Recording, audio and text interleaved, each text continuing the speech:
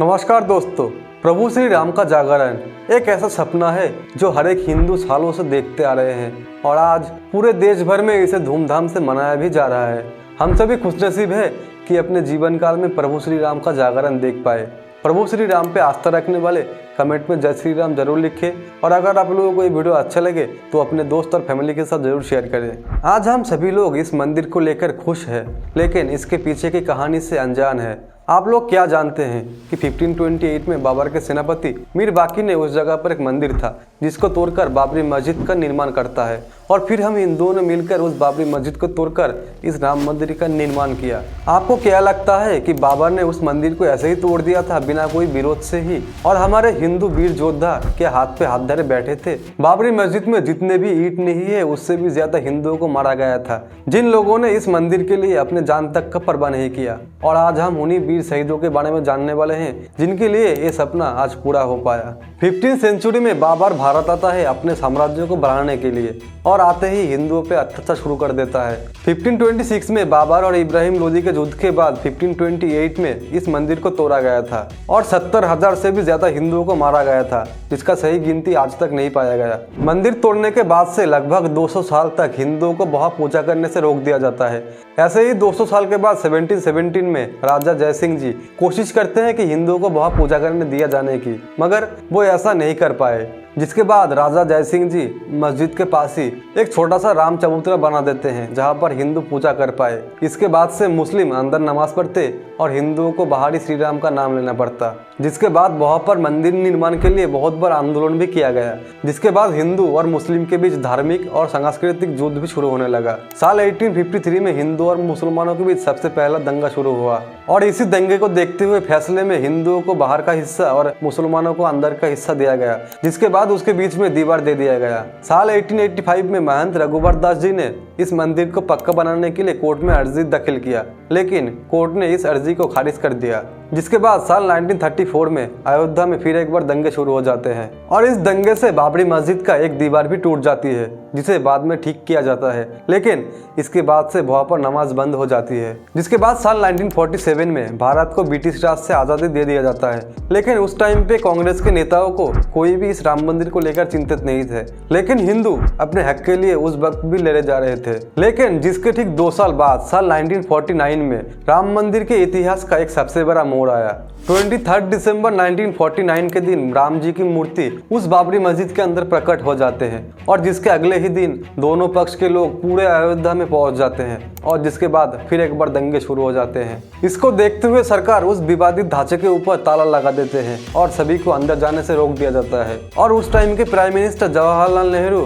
District magistrate के नायर को ये आदेश देते हैं कि मूर्ति को वहां से हटा दे ताकि ये मामला थोड़ा शांत हो पाए। लेकिन के नायर जी इस मामले से अपने हाथ खड़े कर लेते हैं। उनका मानना है कि अगर इस मूर्ति को यहाँ से हटाया गया तो ये मामला और भी खराब हो सकता है। लेकिन जवाहरलाल नेहरू फिर एक बार के नायर जी को आदेश देते हैं कि मूर्ति को वहां से हटा देने के लिए, जिसके बाद से इस बात को सुनते हुए के नायर जी अपने पद से इस्तीफा दे देते हैं और जिसके कुछ दिन बाद फैजाबाद कोर्ट उस जगह को विवादित घोषित करके उस जगह पर ताला लगा देते हैं। साल 1950 से इस विवादित भूमि को लेकर कानूनी जंग शुरू होता है। गोपाल विशारद और रामचंद्र दास जी ने उस विवादित ढांचे पर श्री राम का मूर्ति और वहां पर एक पक्का मंदिर बनाने के लिए कोर्ट से अर्जी दाखिल किया और जिसके बाद साल 1959 में निर्मोही अखाड़ा और एक बार फैजाबाद कोर्ट में अर्जी दाखिल करती है उस जगह पर मालिकाना हक के लिए, जिसके ठीक 2 साल बाद 1961 में सुन्नी कमेटी भी कोर्ट में एक अर्जी दाखिल करती है उस जगह पर मालिकाना हक के लिए। ऐसे ही लगातार कुछ सालों तक चलाया जाता है,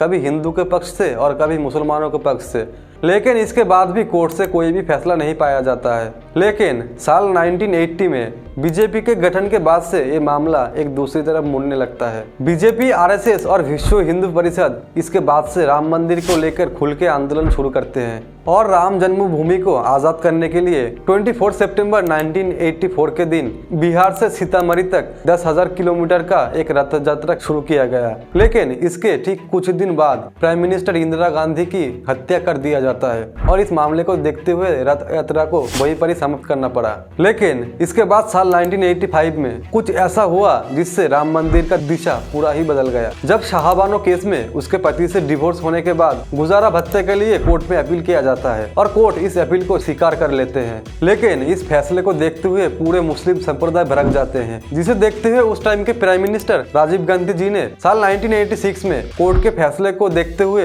एक नए कानून बनाते हुए कोर्ट के फैसले को ही पलट देते हैं। ऐसा माना जाता है कि 1989 में इलेक्शन था और इसीलिए वो मुस्लिम संप्रदाय को खुश करना चाहते हैं। लेकिन राजीव गांधी जी के इस फैसले से फिर एक बार हिंदू नाराज हो जाते हैं और फिर वो हिंदुओं को खुश करने के लिए विवादित ढांचे के ऊपर से ताला खोल देते हैं और जहां पर फिर से पूजा शुरू कर दिया जाता है और जिसे देखते हुए फिर एक बार मुस्लिम संप्रदाय नाराज हो जाते हैं और 6 फरवरी 1986 में बाबरी मस्जिद एक्शन कमेटी का गठन करते हैं, जिसके बाद लाल कृष्ण आडवाणी जी बीजेपी का आंदोलन बोल के सोमनाथ से एक रथ यात्रा का शुरुआत करते हैं। लेकिन इस यात्रा के बीच ही उनको अरेस्ट कर लिया जाता है। लेकिन जिस दिन इस रथ यात्रा का समाप्त होना था यानी 30 अक्टूबर 1990 को 2 लाख से भी ज्यादा कार सेवक अयोध्या पहुंच जाते हैं और अयोध्या पहुंचते ही विभाजित ढांचे के ऊपर अपना झंडा लहरा देते हैं। पुलिस इसे रोकने के लिए बहुत कोशिश करते हैं, लेकिन हालात बेकाबू होने के कारण उस टाइम पे यूपी के मुख्यमंत्री मुलायम सिंह यादव पुलिस को आदेश देते हैं कि कार सेवक पर गोली चलाने के लिए, जिसके बाद बहुत कार सेवक मारे भी जाते हैं और इसी बीच कोटरी ब्रदर्स भी मारे गए थे। इसके बाद आता है 6 दिसंबर 1992, जब हमारे प्राइम मिनिस्टर थे पीवी नरसिम्हा राव और यूपी के मुख्यमंत्री थे कल्याण सिंह, और इसी दिन लाखों कार सेवक अयोध्या पहुंच जाते हैं। कार सेवक के आने के पहले ही कल्याण सिंह कोर्ट को यह भरोसा दे चुके थे कि वो विवादित ढांचे को कोई भी नुकसान नहीं होने देंगे, जिसके बाद ऐसा कहा जाता है कि उन्होंने पुलिस को यह आदेश दिया था कि कार सेवक पर गोली ना चलाए, जिसके बाद सभी कार सेवक उस बाबरी मस्जिद की तरफ बढ़ते हैं और विवादित ढांचे को तोड़ना शुरू कर देते हैं। शाम होते होते पूरे ढांचे को ही गिरा दिया जाता है।